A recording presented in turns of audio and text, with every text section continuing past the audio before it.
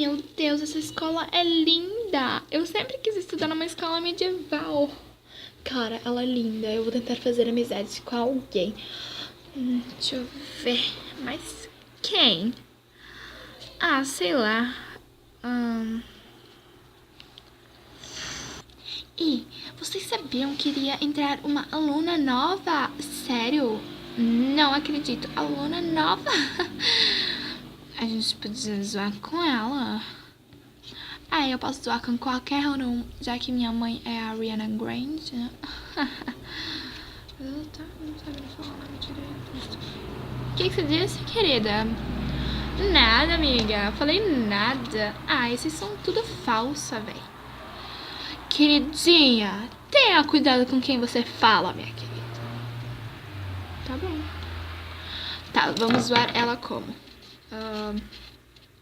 Sei lá, a gente podia, sei lá, jogar alguma coisa nela. Perfeito! Sim! A gente podia jogar ela na água. Ei, fala baixo. Fala baixo por causa delas. Se elas ouvirem, elas vão sair fofocando para a aluna nova.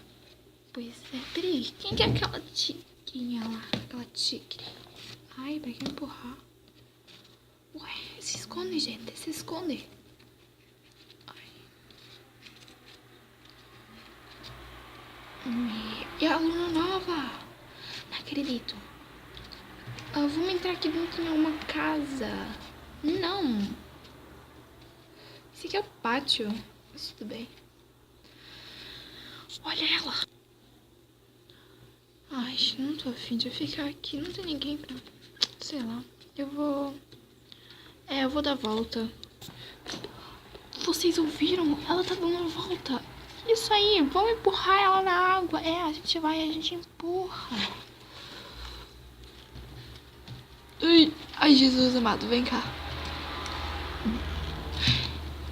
Ei, o que vocês querem fazer com a aluna nova?